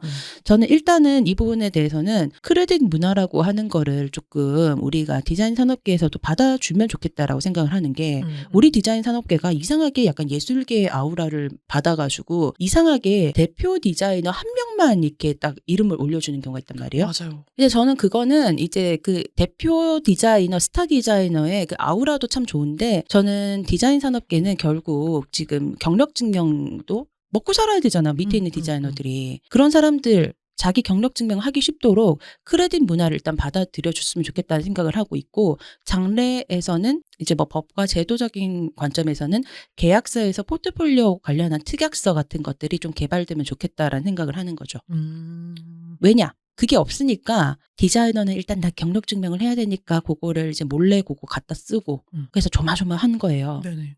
걸리면 가는 거고 말면 마는 거고 이러는 심정인 거고 대표이사나 이런 회사 입장에서 봤을 때는 저걸 걸어야 돼 말아야 돼 이런 거예요. 걸어야 돼 말아야 돼. 근데 확 그냥 본보기로 한 명을 그냥 확 이렇게 마음을 이제 화를 냈다가 그냥 사그라들었다 이런 게 있다는 거예요. 근데 이게 사실 양측에게 모두에게 이게 나쁜 거예요. 이게 그러게요. 좋지 않아요. 저런 게 애매한 것 같아. 저희 같은 경우는 아까 말했듯이 그냥 공개를 해도 된다라고 하는 편인데 가끔 이제 그런 거 있잖아요. 공개를 하시기는 했는데 그것까지는 오케이인데 크레딧을 미묘하게 달았어. 예를 들어서 자기가 프리랜서인데 저희 회사랑 일을 한 것처럼 다시는 분들이 있어요. 크레딧에. 디자인 위드 누구 이런 식으로 갑자기 쓰는 거예요. 그러면은 우리 회사의 직원으로서 작업을 하신 건데 마치 내가 프리랜서 디자이너로서 우리 회사와 협업을 한 것처럼 기재를 하시면은 본인은 이제 자기 크레딧을 좀 더 높이기 위한 방법으로 쓰신 건데 이제 저희 입장에서 약간 민망한 거죠. 야 이거 우리가 한 건데 제하청 준 것처럼 보이지 않냐? 그런 것들 때문에 어색할 때가 있거든요. 그게 되게 애매한 거예요. 그러니까 이게 사실 우리 회사 직원이었던 사람이 있을 수도 있고 아니면 우리 회사하고 그냥 한 번 옷깃만 스친 사람일 수도 있단 네네네. 말이에요. 근데 그 사람이 크레딧을 되게 이상하게 표시해. 마치 자기가 우위에 있고 네. 스튜디오 땡땡은 여기를 막 서포트를 해주는 그런 회사인 것처럼 네네. 사실은 뭐 법적인 문제를 따지기 전에 일단 인성적인 측면에서 먼저 지적을 하고 싶어요. 인성적인 측면에서 얼마나 자기 경력을 저렇게 과대 포장하고 싶었으면 저럴까라는 그런 부분에 있어서는 사실은 그냥 경력 자체를 그냥 창작을 하시는 그런 분들이 계세요. 근데 그분들은 인격적인 측면, 인성적인 측면과 윤리적인 부분부터 문제 제기를 하는 건데 우리가 사회 상식적인 관점에서 봤을 때는 어차피 크레딧 표시라고 하는 거를 어떻게 할 거냐. 그러니까 이게 단체 예술이었던 장르에서 영화 산업계가 하나의 산업 구조를 지향하면서 굉장히 중요하게 봤던 게 크레딧 표시예요. 크레딧 표시에서 누가 어디에 무슨 역할로 참여를 했다라고 하는 게 영화 뒷부분에다가 이렇게 올라가잖아요. 그게. 마지막 엔딩 크레딧으로. 그것은 뭐냐면은 그 사람이 이런 역할을 했습니다라고 하는 사실에 대한 증명이기도 하지만은 이 사람들의 기여를 통해서 우리 프로젝트가 이렇게 완성이 된 것입니다라고 하는 거예요. 그렇다면 영화 산업계에서는 그것과 다르게 거짓말할 여지가 없는 거예요. 그렇죠. 거짓말할 여지가 없지. 그런데 디자인 산업계에서는 우리가 크레딧 문화가 정확하게 잘 반영이 안 돼 있잖아요. 그럼 무슨 문제가 생기냐. 이 회사에서 자기 이름만 표시를 했었던 사람들이 있단 말이에요. 네네. 그럼 이 작품이 내 작품이라고 얘기를 할 때 애매한 거예요. 또 이런 경우도 있어. 너 내 밑에서 일을 했잖아. 여기서 좀만 버티면 돼. 나같이 이렇게 이름값 높은 디자이너 밑에서 이름 없이 디자이너로 한 몇 년만 버티면은 너도 이제 네 이름으로 일을 할 수 있게 될 수도 있지 않을까. 그러면서 버티라고 종용하는 문화가 발달할 수도 있어요. 그렇죠. 저는 제가 사실은 시각예술을 하면서 사실 저도 보조 스태프나 이런 걸 뭐 활동을 왜 안 해봤겠어요. 뭐 저의 실력 수준이나 이런 걸 떠나서. 네네. 그런데 그거를 어떤 분은 사실은 이제 보조 스태프들이 다 일을 했는데 이름만 딱 갖다 붙이는 경우가 있어요. 있죠. 네, 난 디렉터야라고 하면서. 그러고 이제 언론이나 이런 데 나가가지고 자기가 이걸 다 했대. 그렇게 했을 때 사실 좌절감도 느끼는 거거든요. 맞아요. 스텝 수준이나 나는 이제 배우고 자라나고 성장해야 되는 건 맞는데 내 역할과 기여와 그런 것들을 증명할 수 있는 방법도 일단 없고 무엇보다도 내가 이 사람 밑에서 떠나버리면 내가 이 일을 했다라고 하는 거를 구술로라도 증언을 해줄 수 있는 사람이 없어지는 거잖아요. 그렇죠. 그럼 난 이 사람 밑을 못 떠나지 않겠어요? 내가 당신 밑에서 일을 했다라고 하는 거를 당신만이 얘기해 줄 수 있잖아. 내가 통장 내역을, 내가 통장 사본을, 내가 통장 내역을 다 까고 다닐 순 없잖아. 라는 거예요. 그러게. 크레딧 문화가 발전하지 않으면 굉장히 불건강한, 건강하지 못한 상황들이 발달한다는 거죠. 그래서 저는 이 부분에 대해서 문제 제기를 해보고 싶었던 게 있고 UX 에이전시도 마찬가지예요. 이런 곳에서도 일을 할 때, 게임 회사를 다닐 때도 아니면은 디자인 산업계에서 창작적인 역할을 한 사람들은 단지 A4 용지 한 장만으로는 경력 증명하기가 힘듭니다. 그럼 이 사람들이 어쨌든 경력 증명에 대해서 어느 정도 약간의 시각적인 레퍼런스 자료가 필요한데요. 이거를 회사에서는 어느 정도까지 오픈을 해줄 수 있습니까? 이거를 사실 저는 산업계에서 조금 얘기를 해놔야 되는 부분이 있다고 생각을 해요. 그렇지 않으면 계속 잠재적인 윤리적 법적 분쟁이 제기가 될 수밖에 없어요. 그러면 이제 이게 우리가 말씀하신 대로 이제 온라인상으로 막 이제 뭔가 내 포트폴리오를 공개하는 거는 사실은 원래는 안 되는 거다라고 얘기를 하셨는데 그러면 포트폴리오를 이직을 하려면 어쨌든 포트폴리오가 있어야 되잖아요, 개인이. 그렇게 약간 뭐라 내부적인 문서로 활용하는 것도 안 될까요? 내부적인 문서로 활용할 수도 있는데요. 이 포트폴리오는 돈 버는 게 아니니까 이렇게 생각하시는 분도 계시고 그리고 지금까지 이렇게 했는데 뭐 문제가 없었는데 뭐 저 변호사가 뭔 소리 하는 거야 이렇게 얘기하시는 분도 있어요. 실제로 제 얼굴 앞에서 아, 이 업계를 몰라가지고 하는 얘기다 이렇게 하시는 어머. 그 20년차 디자이너도 계셨어요. 세상에. 근데 그 디자이너님이 정말 참 되게 재밌는 게 뭔지 아세요? 자기 포트폴리오를 웹사이트에 공개를 안 해. 그리고 공개를 하지 않은 자기만의 PDF 포트폴리오가 있어서 PDF는 과거 자기의 그 뭐 이제 이전 직장에 있었던 그런 내용들 있잖아요. 네네. 포함이 돼 있으므로 대외비 유출이며 이제 요걸 이제 주는 사람에게만 뭐 클라이언트에게만 공개하는 것임을 알려드립니다. 요렇게 해가지고 비공개 포트폴리오를 만든다니까? 왜 그러겠어? 그걸 공개하면 안 된다는 거 안 되는 알고 거 있는- 아니까. 그러니까 이게 약간 모순이 있는 거예요. 왜 모순이 있겠어? 가령 예를 들어서 전자회사에 다녔다고 해봐요. 그러면은 가령 뭐 노트북 어떤 이제 제품이 나오기 전까지 얼마나 수많은 목업의 과정이 있겠어요? 시안의 과정, 그다음 채택의 과정, 목업의 과정, 라인을 어떻게 살릴 것인가. 네. 그 중간 결과물까지 알 수 있는 것은 그 내부 직원이었던 디자이너였을 거 아니에요? 그러면 그 발전의 과정을 하면서 최종적으로 이런 디자인이 나왔다 이런 것들을 자기가 포트폴리오에 쓰고 싶으면 뭐예요? 회사의 영업 비밀을 자기가 노출시키는 거예요. 이 회사가 어떤 라인의 디자인을 채택하지 않은 이유가 있단 말이야. 네. 그럼 그 디자인을 중간 결과물이든지 최종 결과물이든지 그 내용을 딱 보여주고 약간의 설명을 덧붙이는 순간부터 그 회사가 어떤 전략을 취했는지 어떤 의사결정이 있었는지 충분히 알 수 있지 않겠어요? 그쵸. 그쵸. 굉장히 민감한 소재라는 거예요. 근데 그거를 아는 사람이 만약에 비공개 PDF를 하면서 자 저는요 한경희 대표님하고만 거래를 하는 거니까 한경희 대표님만 제 포트폴리오 보시고 아시죠? 유출하시면 안 돼요. 그러면서 그 밑에다가 빨간색 글씨로 대외비 막 이렇게 보안 요망 이렇게 컨피덴셜. 하고 컨피덴셜 이렇게 해놓고 그것도 좀 마음이 안 놓이니까 제가 PDF에다가 비밀번호를 설정했거든요. 비밀번호는 땡땡땡땡이에요. 이거 다른 사람 주면 안 돼요. 그렇게 하면 유출한 게 아닌가요? 그러니까 그냥 비밀번호 달았다고 유출한 게 아니야? 그럼 그 사람이 그 내용 달아주시라고. 그대로 다른 사람한테 줘도 사실은 그것도 전달할 수 있잖아요. 다만 이제 나는 최선의 노력을 다했다라고 얘기하지만 일단은 문제의 출발점은 그거예요. 그 사람은 자기 그 포트폴리오에 회사에 이전 회사에서 했었던 거를 가지고 온 거는 변함이 없는 거잖아요. 그래서 일단 회사에서 보면요. 이제 퇴사를 할 때 큰 기업일수록 회사에서 했었던 내용에 대해서 이제 퇴사를 할 때 어떤 자료도 못 갖고 나가게 한다거나 아니면은 회사에서 알았었던 뭐 취득을 했었던 온갖 뭐 일체의 정보에 관해서 유출을 하지 않도록 서약서를 쓰고 나온 거예요. 영업비밀 유지에 대한 각서도 입사 버전이 있고 재직자 버전이 있고 퇴직자 버전이 있어요. 문제는 이제 그런 것들을 알면서도 사실은 안 잡으니까 문제 제기를 안 하니까 뭐 굳이 그리고 뭐 이미 공개가 된 건데 내가 뭐 이 정도 적어도 상관이 없겠지. 나는 이게 뭐 포트폴리오긴 한데 이게 돈 벌려고 한 게 아니라 내가 CV 마련, 커리큘럼 그 바이타 있잖아요. 네네. 그거 만든다고 나는 그냥 뭐 대학원 진학할 건데 비영리적이잖아. 이렇게 해서 하시는 분들도 있다. 그런데 안 잡는다고 원칙을 어기지 않은 건 아니다. 예. 그렇구나. 다 원칙을 어기고 살고 있었거든요. 그러니까 엄청나게 그럼 저 엄청 원칙을 어기고 있는데 지금. 우리 회사 원칙 없는 회사네. 그러면 사실 이제 저 같은 경우에는 이제 소비자들한테 완전 대공개된 것들만 사실 올리고 있거든요. 중간 과정 이런 건 없이. 근데 그랬을 때 저도 사실 찝찝하니까 뭐 예를 들어 사진에 뭐 카피라이트 회사 이름 이렇게 붙이긴 했는데 약간의 그런 면책 안 생기나요? 근데 한경희 디자이너가 이것은 제가 뭐 한 게 아니라 저작권은 회사한테 있어요라고 하는 거 회사는 그렇게 하고 있다는 거 알아요? 몰라요. 모르잖아요. 모르니까 못 잡는 거야. 그럼 모르니까 못 잡는 것도 있고 일단 이제 회사 입장에서도 좀 고민을 하겠지. 왜냐하면은 우리가 퇴사자인 한경희 디자이너를 잡았을 때 재직자들이나 얘들도 좀 불안함을 느끼지 않을까 이런 부분도 있을 거고 잡았을 때의 실익과 안 잡았을 때의 실익이 있을 거 아니에요. 그걸 그냥 판단을 해서 이제 이냐 아니냐 요거를 판단을 하는 것도 있을 수가 있고 또 중요한 거는 그게 문제가 된다는 거를 회사가 모를 수도 있어. 내가 이렇게 막 말하고 다니는 거 자체를. 그게 뭔 문제야 이렇게 생각하실 수도 있지.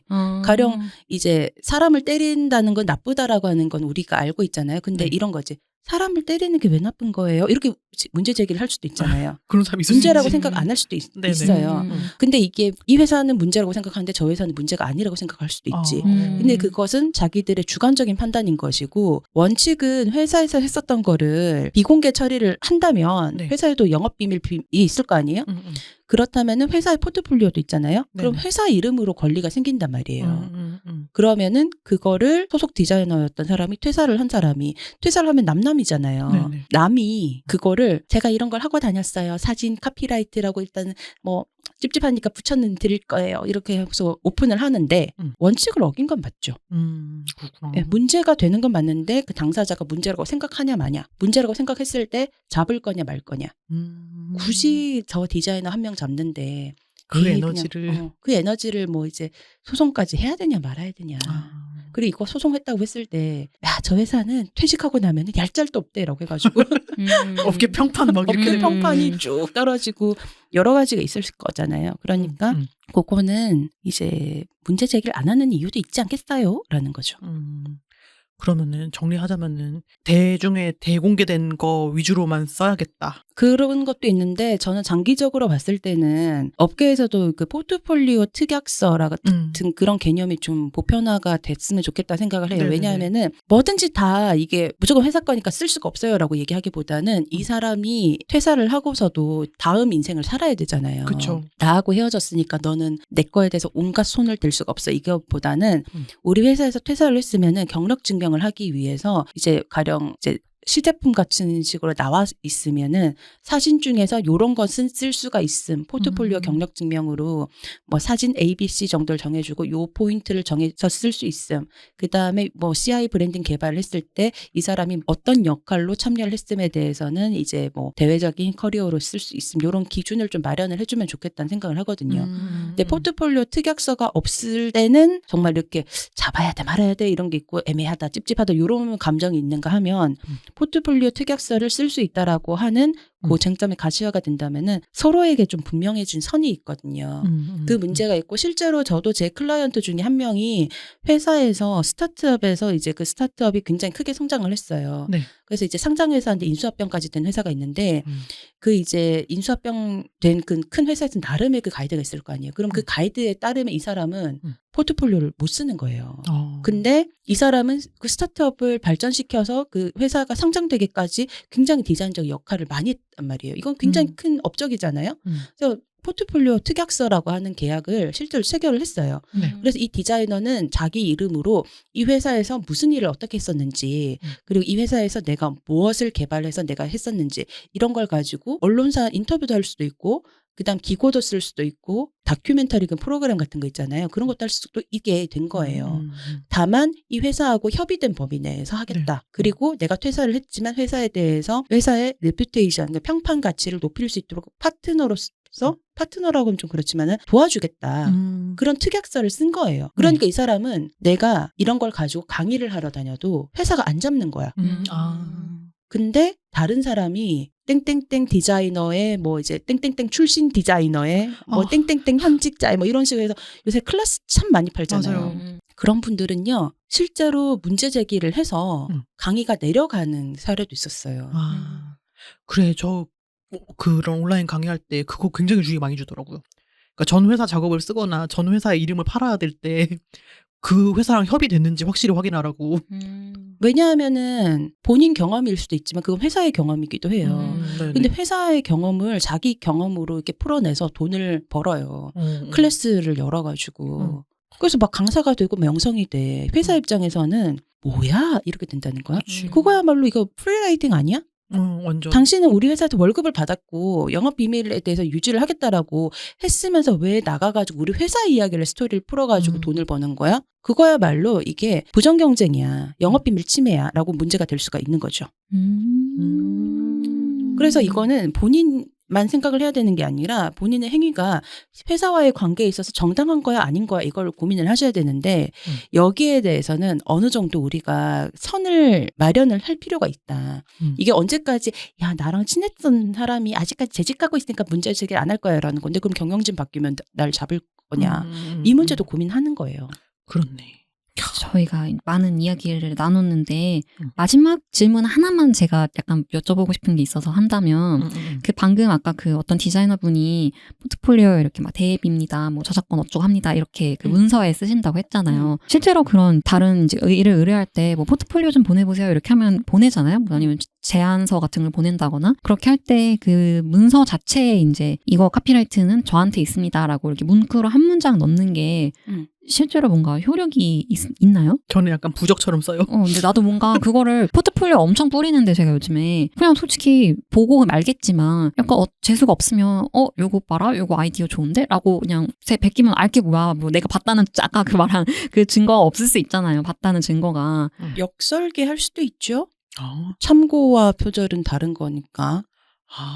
역설계도 할 수도 있고 뭐 이거 참고해가지고 내가 좀 다르게 하면 되니까. 그래서 이제 그런 문제가 있고 저작권은 나에게 있습니다라고 이렇게 쓰는 거는 본인의 판단이고 저작권이 진짜 본인에게 있는 건지 다른 사람한테도 있는 건지 이거는 법적으로 따져봐야죠. 그건 그냥 말일 뿐이네. 그냥 말일 뿐이지. 그냥 한경희 디자이너의 포트폴리오 집이에요. 그 PDF 파일이나 뭐 이제 아니면 템플릿 같은 거는 네네. 문서가 있어요. 한경희가 자기가 카피라이트 이렇게 달아서 한경희 이렇게 다른 거예요. 근데 그 파일 자체는 뭐 편집 저작물 뭐 이렇게 해가지고 본인한테 저작권이 있을 수도 있어. 근데 그거 안에 들어가 있는 세부적인 사진이나 뭐 이제 이미지 스틸컷 같은 게 있어요. 근데 그게 보니까 어떤 거는 그 사진 안에 들어가 있는 게 그 사진이 내가 저작권 양도 못 받은 걸 수도 있고 사진도 저작물이잖아요. 네네. 사진에 대한 저작권이 나한테 없을 수도 있고 그 그다음에 요 프로젝트에 대한 뭐 시안 이미지 같은 게 있는데 내가 이미 이거를 내 클라이언트한테 저작권을 넘겨준 거야. 그럼 구성 요소 하나하나는 한경희 디자이너에게 권리가 없을 수도 있다니까요. 다만 그거 자체가 편집 저작물로서 뭐 저작권이 인정될 수도 있겠구나라고 할 수도 있지만은 편집 저작물의 가장 대표적인 예시가 우리 어릴 때 봤던 전화번호부처럼 그냥 뭐 편집과 배열에 있어서 이제 창작성이 있으면 편집 저작물이야라고 할 수도 있는데 그렇다고 해서 그 하나하나에 들어가는 것까지 나에게 저작권이 미치는 거냐 안 미치는 거냐 그건 아니라는 거예요. 예. 그냥 그 문구는 약간 꾸미기처럼 된다는 그러게. 사실을 알게 됐습니다. 그래요. 이거를 상대방이 몰라야 되는데. 이거 방송 들으면 다 알게 버렸네. 아유 참. 제가 괜히 말했나요? 근데 이게 하나하나 법을 지키면서 가면은 사실 너무 엄격해지니까 소극적이 될 수밖에 없어요. 네. 변호사님이 그렇게 말씀해 주시니 이상한 안심이 되네요. 적절한 선에서 사고치지 않는 걸로 네네. 알겠습니다. 벌써 우리가 이렇게 많은 시간을 보냈고 3화도 이제 마무리할 때가 된 것 같아요. 네네. 오늘 뭐 특히 많은 사연을 다룬 것 같은 느낌인데 그러게. 오늘 이제 작은 사연들 없이 굵은 사연 3개 나눠 얘기를 한 거잖아요. 맞아요. 꽉 찬 시간이었습니다. 네, 뭔가 1화, 2화, 3화를 하면서 조금 그런 권리에 대한 부분을 많이 공부하게 되었고 짧지만 되게 알차게 많이 이야기를 나눠본 것 같아요. 네. 그리고 약간 매 화마다 저희가 생각하는 전제 자체가 잘못돼 있다는 맞아. 것을 배우면서 야 디자이너들은 정말 생각이 폭이 요만하구나. 맞아요. 뭐 사실 뭐 좀 전에도 얘기했지만 뭐 그것을 어떤 문제를 일부러 삼지 않는 거가 좀 더 많을 거라고 생각을 해요. 근데 이제 문제가 발생했을 때 이제 터지는 지뢰들이 좀 많다 보니 맞아요. 가능한 방어할 수 있는 선에서는 미리미리 이제 스스로의 권리를 좀 챙기고 지키고 알아보고 하면 좋지 않을까라는 생각이 듭니다. 그래요. 저희가 못 나눈 얘기도 많은 것 같고 사실 이거 가지고 뭐 3박 4일 얘기할 수도 있지 않겠어요? 맞아요. 그렇긴 하지만은 아쉽지만 오늘 3화까지로 서유경 변호사님과의 이야기는 마무리가 됩니다. 오늘도 이렇게 긴 시간 동안 함께 얘기 나눠주신 변호사님 너무 감사드리고요. 저희 3화를 함께 진행을 했는데 소감 한번 여쭤보고 싶습니다.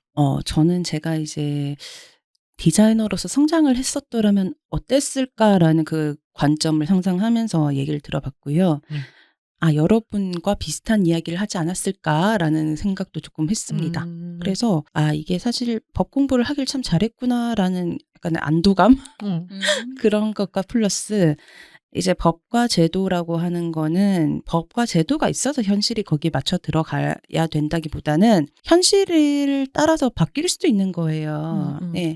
그래서 그 부분에 대해서는 좀 상상력을 가지고 접근하셨으면 좋겠다라는 생각이 들어서 내가 일하는 환경을 조금 더 낫게 하려면은 내가 법과 제도를 어떻게 이용할 수 있을까? 그 부분. 그 다음에 계약서라고 하는 것도 여러분들이 고정된 게 아니다.